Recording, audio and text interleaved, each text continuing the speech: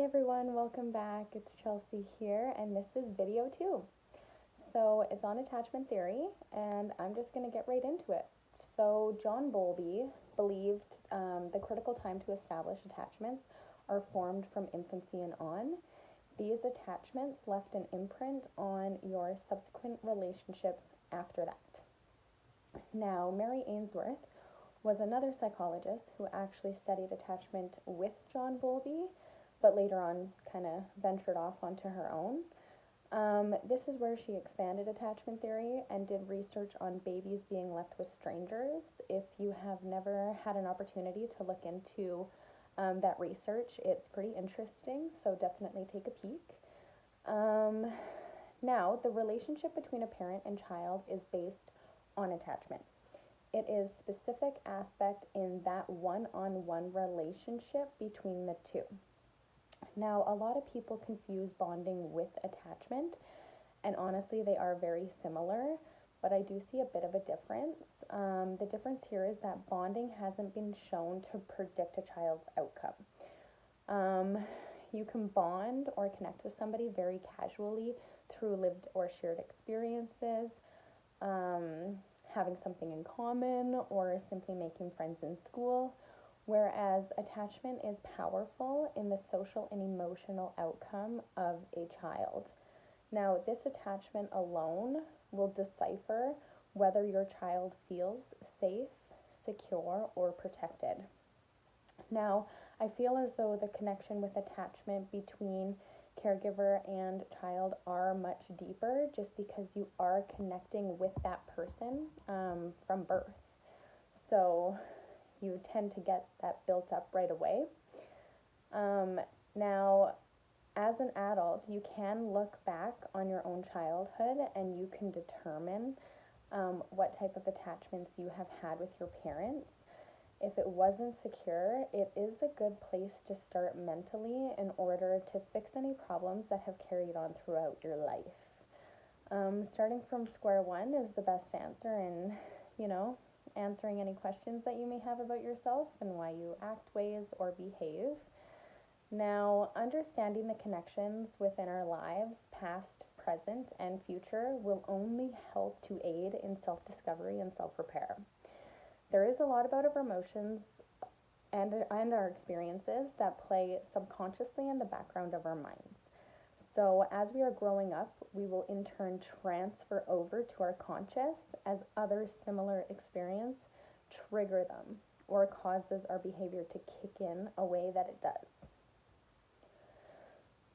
Now, so there are 4 attachment styles. There were originally only 3, and then a 4th one got added after. The first one is secure attachment.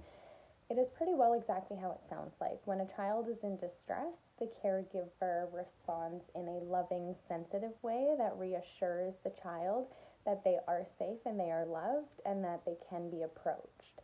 The child then understands that they can go to that caregiver and be accepted rather than rejected, whether it be positive or negative emotions that they're, letting out. The pros to having a secure attachment is that they feel generally more happy and are less angry towards their parents because they do have that somebody has my back sense of feeling. Yes. And then, so the second one is avoidant attachment. Now, caregivers that seem to respond in rejecting ways, such as insensitively ignoring, ridiculing, or becoming annoyed in their actions, the child will see this and try to avoid the caregiver at all costs, as the child will want to display negative emotions, for it brings on a negative feeling and an experience from the caregiver. Now, this is personally where I have a little bit of a problem with the cry it out method. However, to each their own. Like, I am literally no expert, but in those very significant stages early on in an infant, if you are rejecting the only way that a baby can communicate, I feel like it could cause more distress and more negative feelings towards the caregiver, which will later on be harder to fix as the child gets older and more aware. Even though the child is a baby, doesn't mean this type of experience does not affect their developing brains. So as they are growing up and getting, older, it will start to kind of come out in them with their behavior. Now, the third one is resistant attachment. This type of attachment is when the child is extremely distressed, when their caregiver is separated from them, and when they return, they are still in that distressed mode, and they do not see their caregiver as a sense of security. This can look like tantrums, crying, they're angry towards them. The child also has a tendency to not explore its environment and is constantly seeking the attention of the caregiver. This type of attachment can lead to the child and caregiver butting heads, which can in turn lead to conflicts within the households later on. Now, the fourth one, which was added after the fact, is disorganized attachment. Now, this type of attachment can form when the caregiver is constantly failing to meet the needs of the child. As a child, this can cause them fear when being in close proximity of a caregiver who is emotionally or physically abusive. The child will tend to show avoidant and resistant behaviors towards these caregivers. At times, they can seem confused, dazed, or disassociated, and they also have a hard time being able to regulate their emotions. So they can get angrier quicker, etc. So these are the 4 different attachment styles that we can develop as children, or our child can develop. Being aware of these attachments can help to promote communication and any issues that may arise that you can deal with head on, not only for your children, but for yourself as well.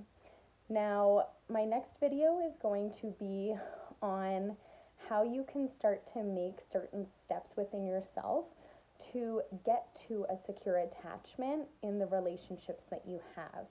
It also helps to encourage growth and change in yourself, that maybe if you don't have a secure attachment with your parents, maybe that's something that you can start to work on and get to a comfortable enough place that you feel secure within your family. So that video will be launching tomorrow. I'm not going to make y'all wait a week. I think that would be mean of me. So I will be launching that tomorrow, and it's basically just to how to overcome some of these things and how you can build within yourself to get to a safe and secure place.